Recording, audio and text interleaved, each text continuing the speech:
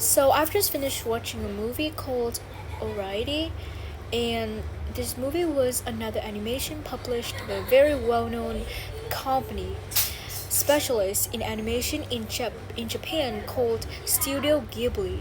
I am a huge fan of this, and this is another movie I've watched, which is so interesting. I love all the illustrations of the nature, the characters too.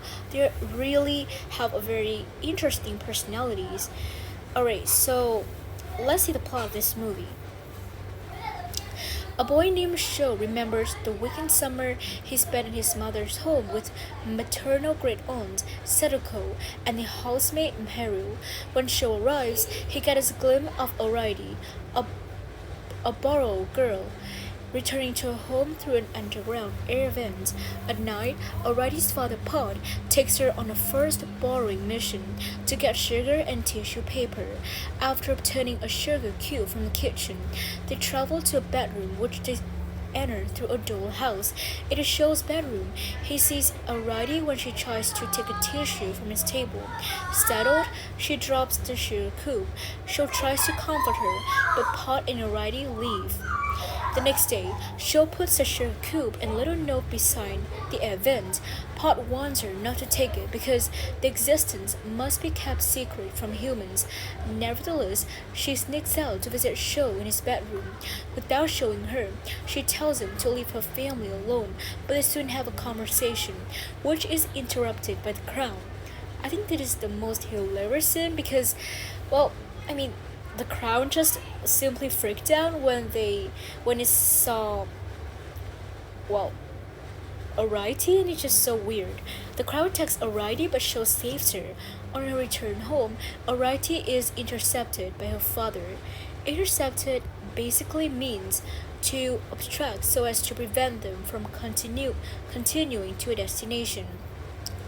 Realizing they had been detected, Pod and his wife Homily decide they must move out. Sho learns from Seroku that some of his ancestors had noticed the presence of borrowers in the house and had the dollhouse built for them. The borrowers had not been seen ever since. Pod returns injured from a borrowing mission and is helped home by Spiller, a survivalist boy he met. She removes the floorboard, concealing the borrower household, and replaces the kitchen with a kitchen from the dollhouse to show he hopes them to stay. However, the borrowers are frightened by this and speed up their moving process. Pod recovers and Arrietty bids farewell to Sho. Sho apologizes that he had forced them to move out and reveals that he had a heart condition since birth and will have an operation in a few days. The operation does not have a good chance of success. He is accepting, saying that every living thing dies. Harry notices the floorboards have been disturbed. She unearths the borrower's house and captures Homily. Alerted by the mother screams, Arrietty goes to investigate, saddened by her departure. By the way, saddened, what is the difference between saddened and kind of like sad? Sho returns to his room. Haku locks him in and calls a pest control company to capture the other borrowers alive. Arrietty comes to Sho for help. They rescue Homily and he destroys all traces of borrowers' presence. It is really smart, actually.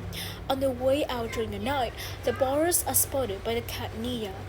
There, upon Nia leads to Sho to the river, a small rivulet, while the borrowers are waiting for Spiller to take them further.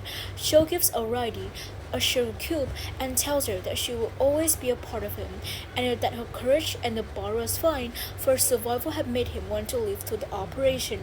In return, Arrietty gives him her hair clip, a small clothespin, as a token of remembrance. By the way, remembrance means to kind of like the action of remembering something. The borrowers live in a floating teapot with Spiller of in search of a new home. The Disney International dubbed version contains a final monologue, where Sho states that he never saw Arrietty again. He returned to the house a year later, indicating that the operation had been successful. Happily, he overhears rumors of objects disappearing in neighboring home. Alright, so also love the music too. Like always, the music is just so amazing. Wait, and we have another version of this movie too. Definitely, I will check it out. I think the deepest meaning of this movie I feel the most is kind of like the environmental changes that put the species into the verge of extinction. I really love that message too, like climate change, environmental impact, and so much more. I would definitely rate this movie 10 out of 10. Definitely watch this, guys. Alright, so thank you so much for watching this. I think I would go more in depth tomorrow because for today I would just do a quick review of the plot on Wikipedia. Thank you so much for watching this. I'll see you in the next video. Bye!